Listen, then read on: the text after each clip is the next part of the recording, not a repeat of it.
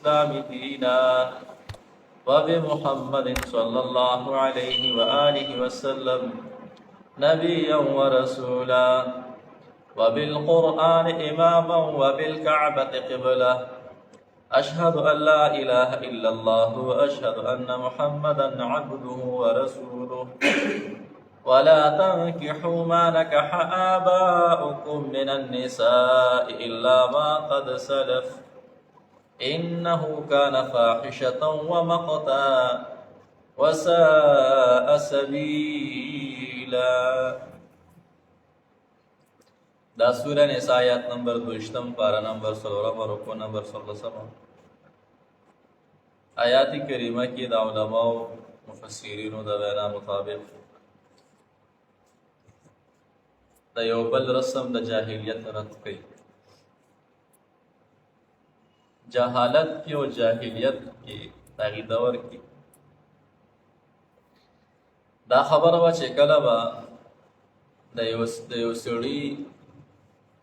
ښځه مړه شوه نو هغه ښځې سره به پلار چې به یې مړ شو د یو هلک نه د هلک به خپلې میرې مور سره نکاح کړو بیاندو سره به څه کوي نکاحګانې سړی به مړ شو د هغه به زامن د بلې ښځې نه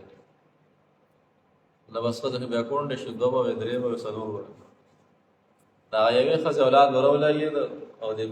خپلې مور سره به نکاح کوله میرې سره میره چې کومه مور وه میره پېژنې میره نه دا تفسیر در منصور هغه حدیث نقل کړی دی جناب نبی کریم محمد عربی صلی الله علیه وسلم نه یو کس دا غنو قیس ابن سلت سین سر او وفات شو ابو قیس ابن سلت ابو قیس وفات شو د ابو قیس بیوس قیس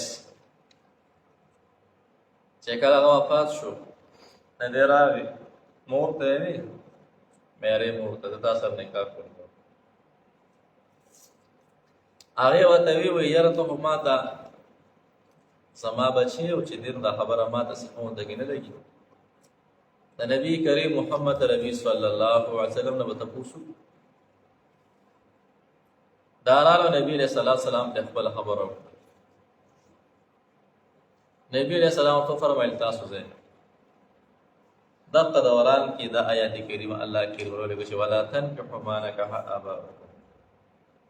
هغه چا سره باندې نکاح نه کوي چې تاسو باباګانو سره څه کړي نکاح کړي سره باندې نکاح نه کوي. او بیا اخیری آیات کریمه په اخره کې ذکر کوي وای دا دومره خطرناک کار دی چې دا عرب کې ماته خلک بد ګوري حقیقت ته ډېره بده خبره ده که عرف ته وایي قبیح عرفي وایي دا دومره خطرناک کار چې په عرف دا خبره بده ګڼلی شي. او دویم دی قبیح عقلي د انسان د عقل مو چې دا کار سره ټیک نه دی ګنده دی. او دریم دی قبیح شرعي شریعت مطهره مو چې دا کار غلط آیات کریمه کې آخره کې دا درې واړه خبره ذکر کړه چې دا کار قبیح عقلیم دی قبیح عرفیم دی او قبیح شرعیم دی دا دومره ګنده کار دی نه به دا سات نه آیات کریمه کې دا یو رسم جاهلیت هغه ډېر خطرناک کار دی که نه ګوره دې را دې وکړو الله دې رضا شي. دومره نازک دور نه موږ تېرېږو چې حیران وشي داسې عجیب عجیب خبره به وکړي دا خو به نکاح کوله او چې دی نو د دور کې چې دی نو لوریانو سره بد اخلاقي وشي میاندو سره بد اخلاقي کېږي دا ډېر عجیبه الله دې رحم وکړي. د اسمان ارادې بل شانتي دي او ډېر بد حالت لور سره مور سره بد اخلاقي کېږي پته لګي خلک کوئی دا خبرې کوي الله دې بچ ولا تنكحوا تاسو نکاح مکوئ ما هغه چا سره نکح آباؤکم چې نکاح کړی ستاسو مشرانو لاره ما نکح ما هغه چا سره هغه زنانو سره نکح چې نکاح کړی وي واده کړی وي آباؤکم پلارانو ستاسو هغې سره به نکاح نه کوئ هغې سره به نکاح نه کوئ من النساء د زنانو نه دا دې مخکې چې د کومو خلکو دا کار کړی دی هغې سره به څه کړي وإلا مگر ما قد سلف چې مخکې تېر شوي دي هغوی هېر شوي دي هغه نه چېړئ بس تېر شو هغه بس پرېږده آیا الله بخښنه کړې ده ځکه چې د حکم نه مخکې خبرې وي نو بس خاصې هم وي چې کله الله حکم راولېږه نهیې وشوه دا کار به نه کوې د هغې نه وروسته که څوک کوي نو بیا غټ ګناهګار دی بلکې ظالم دی خطرناک الا ما قد سلف الا مگر ما قد سلف چې مخکې تېر شوي دي هغه خیر دی او اوس چې څوک کوي نو هغه بیا شر دی خطرناک کارونه دي اوس هغه درې واړه قبایح ذکر کوي چې کوم قبایح انه کان فاحشة ومقتا انه یقینا دا نکاح د خپلو میندو سره کان دا نکاح فاحشة بحیایي فاحشة د بحیایي ښکاره ګناه ده انه یقینا دا نکاح خپل مور سره کان دا فاحشة ښکاره ګناه ومقتا او سبب د غضب د الله تعالی دی ومقتا او سبب د غصې د الله تعالی دی الله پې غصه کېږي وساء سبیلا او بده لاره ده بده لاره درې واړه لارې څه شوې بندې ګوره انه کان فاحشة دا د ښکاره دا د بېحیایي کار د ګناه ومقتا او دا د غضب او دا د سبب د غضب د الله جل جلاله وساء سبیلا او بده لار ده ومقتا دا قبیح شرعي شو او وساء سبیلا او دا دی قبیح عرفي او فاحشة دا دی قبیح عقلی انسان عقل هم دا کار ٹھیک نه دی الله احکامات ثابت دي دا کار صحیح نه دی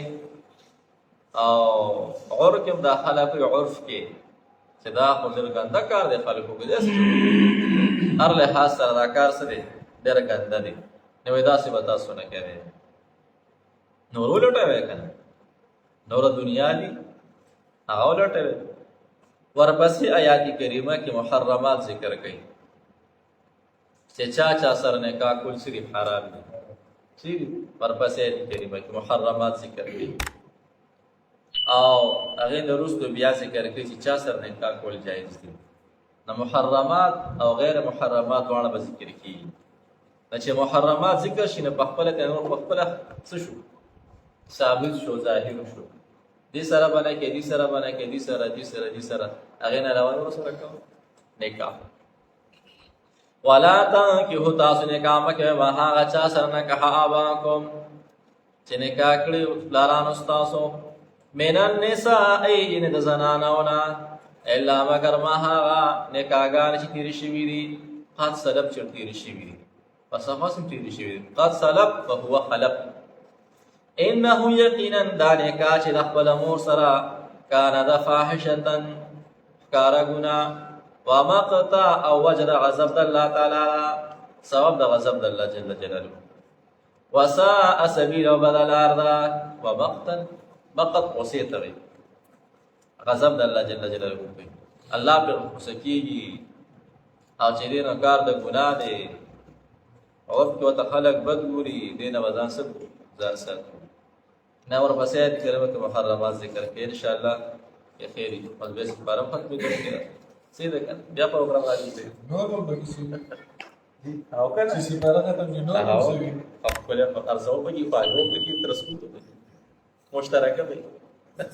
مشورې سره وي دا فرشتیا ده لا نه شي دا قرآن دا کې به دا پروګرام ما ته پرې اللهم صل على سيدنا مولانا محمد وبارك وسلم يا ارحم الراحمين يا ارحم الراحمين يا ارحم الراحمين يا ذا الجلال والاكرام يا ذا الجلال والاكرام يا ذا الجلال والاكرام يا الله زم درادش يا الله كل گناهونه معاف الله انده کوم تر اوسات الله مونږ د نفس شیطان شرارت نو اوسات درس قرآن کوم سره مشران بشاران نوجوانان الله دې د جون کې برکات کې برکت راوړي څومره بیماران دي الله غنه سيده کمره شفا کامله ورکړي صبر شاکا کا حدیث اور کی بیماری ده دعا کې چې الله کې میرے سيده کمره شفا کامله ورکړي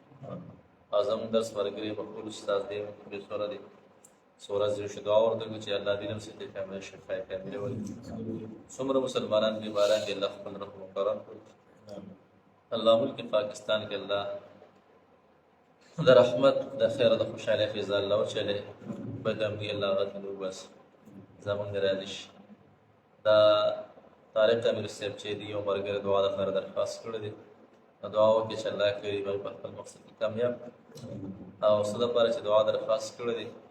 نو الله کریم کار دی خیر خوشاله سره الله زمون درادش زار الله صاحب د حج ترتیب برابر شوی دعا وکړي چې الله کریم دې دا سفر خیر خوشاله سره څومره حاجیان صاحبان چې رضی الله عنهم ټول حجونه قبول وکړي او دا ټول الله حاضری په دربار کې الله قابل قبول کړي الله زموږ ترتیب برابر کړي الله موږ خپل رحم او کرم وکړي زموږ حاضرین الله تبارک و تعالی سره د خپل رضا سره د قبولیت څومره حاضرین ناس دي دې تمناګانې مرادونه دي رب نفاق کلام په خاطر الله برابر